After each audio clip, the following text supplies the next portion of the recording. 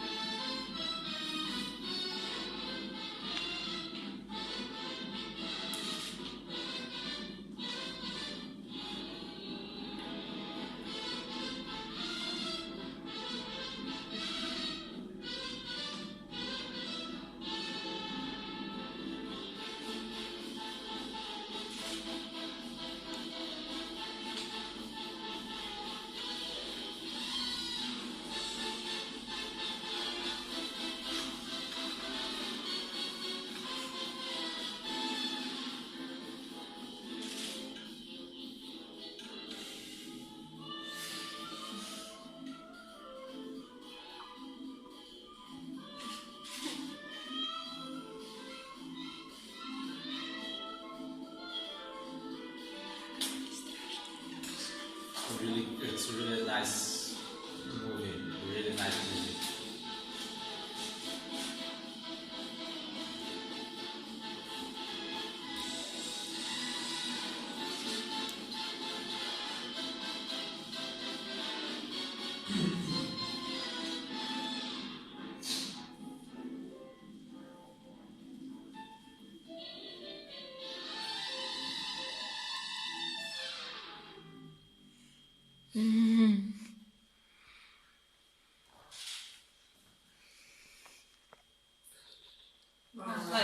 Okay. So it goes, well, it's... This is Dominik Dragan-Dębiński, and he's one of organizer of College of Wizardry. Yeah. And also the old Chief of Life from Society. CEO. Yeah, CEO. So that was spells. It's really easy. It's based on Harry Potter, so it works well. Each time, the main goal about these mechanics, as you see, when you need some mechanic, because you need an example, pretending fighting, pretending casting spells, pretending romance, pretending turning back in time, you could choose some mechanic or create your own. The main thing is explain how to play with this mechanic, make it playable, and everything will be awesome. Yeah, really. So there was spells, then we've got phrase I'm saying now. It's who said I'm saying now? It's yours, Mary.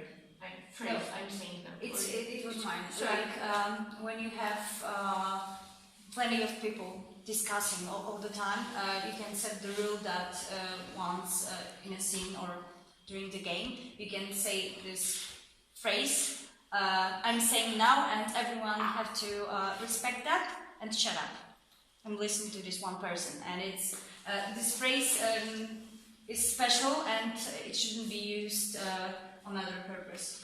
Yeah. It's for the game with a lot of talking, yeah. a lot of discussion and screaming to each other, for being sure that the game could move to another step.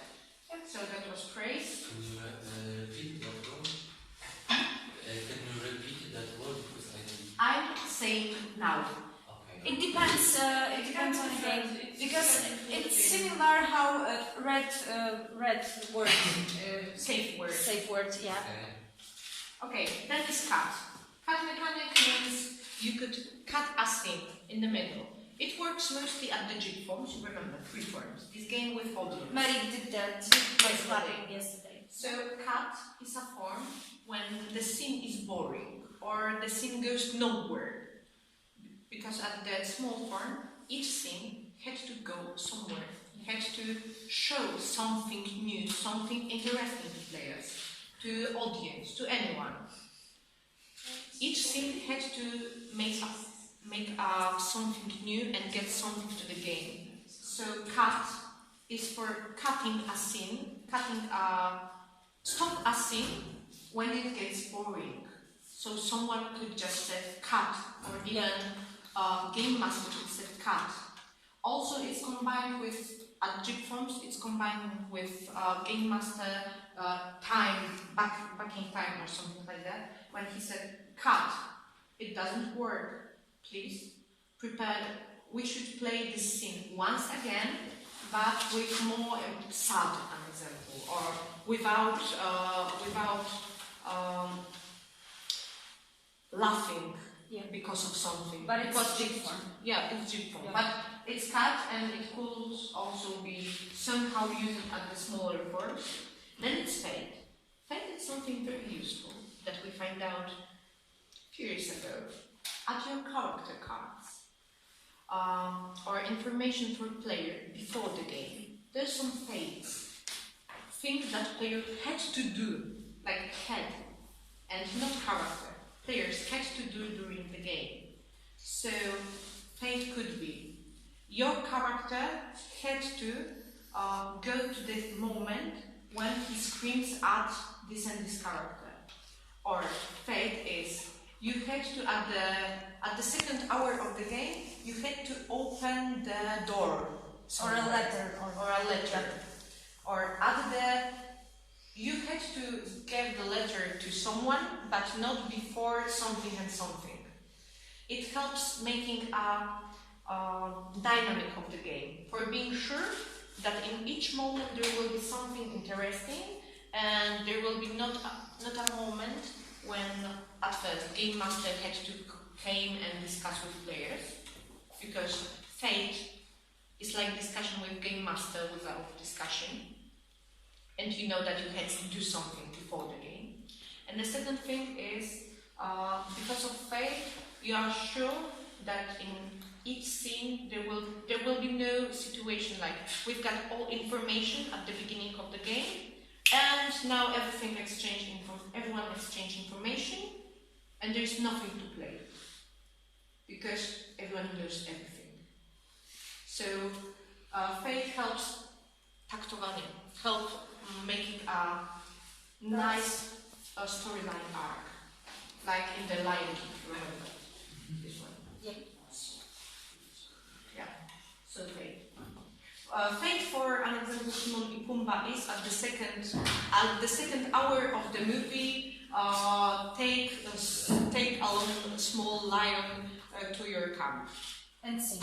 and sing. Yeah. Yeah. Okay. Moses. Moses. Yeah. And eat bugs. Yeah. Then acts and time changing. Not each game had to get a structure of something whole, like from it could be a Greek tragedy inspired. So you could play even big outdoor games. An example: first day will be the first year, and then player stops because the acts end, and the second day will be 10 years later. Or an example during the game: this is the first act, it goes an hour, and after that something changes, and players knew that there will be a change, and because of that there's acts. It helps to make a dynamic, it helps to make a interesting storyline arc. Okay, so this one, acts and time changing. Alchemy, we've got few alchemy mechanics. Mostly they are based on taste. So an example, the cheap one is, well, it's connected with taste and colors. Yes. I'm not very common with that, like I played that but I never played alchemy, so... Okay, so we choose a taste which is very specific, yeah. You know, like something is salty. And for example, when you drink something, you have Marik. What I have? Okay, there's a game we played not too long ago. Setting the Game of Thrones universe, Yeah. when they need to toast at every occasion. And it's Game of Thrones, So- so kill them all. Yep. So they had water, and they need to drink once in a while. Yeah. And if they feel that the water is sour, No, it was. it was Ah, sour. sorry, It it was was sour sour, in yeah. our case. It means they are poisoned, so they need to act accordingly. So, Yeah. And die. So this alchemy taste way of. But, for example, on the Dreamhaven convention, Yeah. we had more than one taste and more than Four, one color. four or five? Yeah, four. Five. Because there was something like Sweet for love. sweet for love and red, of course. Love potion. Love potion, and it was working like when you drink it, first person you see, you love. First thing. So yes. Yeah. If you look at the tree, It depends. More or less, it's like taste means some effect. Yep. Each player had to know what taste means which effect for being sure that it will be working. Also, there's a really nice mechanic prepared by Alexander Tukaj based on something like that. And players get ingredients, things that they could use for making specific these types of alchemy stuff, of elixirs and so on, for being sure that not only effects are working, because players find out what they're drinking, but also that the alchemy and finding what I want to prepare, how I want to prepare that, works really well. Yeah. So it's alchemy. We could translate you a document if you want. There's a stuff like that. So alchemy was the next memories. And how does it work with colors? Oh, and with colors. And at the Tukaj mechanic, there's not only a taste but also colors. So you had to be sure that, an example, red one it's not only will be a sweet but also red. And you had to combine different stuff by a recipe for being sure that it will be exactly in the color. Yeah. If, an example, I get to drink something blue and sweet, it doesn't work. Or it worked totally different, and I should know from the pre-workshop how it worked. Yeah. And sometimes it's really funny because it makes player be really careful with making stuff. Of course, they made them more caring about, an example, supplies, because they could ruin everything that they very carefully collect for making a potion, and then they find out that, damn, it's blue, I make a mistake, and they have to make it once again. So alchemy works well at our fantasy games. Yep, there's a lot of them.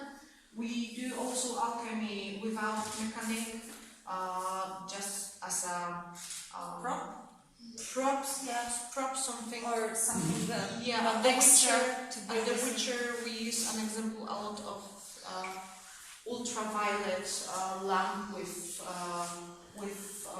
ultraviolet paint at our laboratory.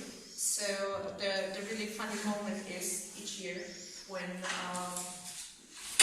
they prepare some mixtures, and it looks really normal because they prepare just stuff, some vinegar, some alcohol, something, blah blah blah, and they mixing that, and they are really tired because of fencing and because of archery. Oh my God, alchemy, for the fuck's sake.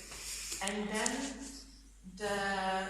they drink something, and which they thought is a swallow elixir, which help you think in the dark.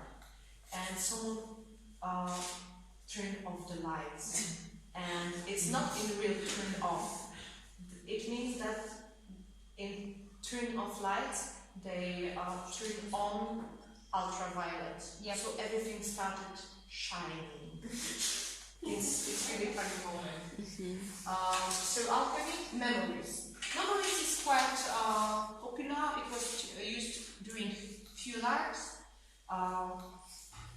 I could tell you about mine, which was called The Boy Who. It's about Peter Pan, as I told you.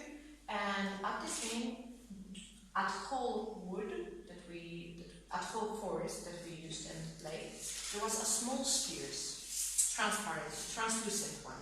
And inside there was information with a memory of our characters, players. Outside there was information which character memory is that. And there was a LED light inside. So when our players were going around the forest in the night, in this magical realm, Peter Pan, they find out a small light somewhere, going there, find out, an example, their own sphere, open it, because you could open it only if there's your name on it, and they remembered something, try to find their own memories, and by then they collect memories one by one and find out who they really are. So it helps to making a nice storyline arc with really easy and nice start and then dramatic ending. So yeah, it's a memories. Also, there's a lot of memories like finding stuff on the cards. And you've got an example: people get an envelope with information. Open it when something. Of course, it happens. If there's too much envelopes, people open this envelope all the time, so it stops the game. It's not the best mechanic ever. Don't do that. We have to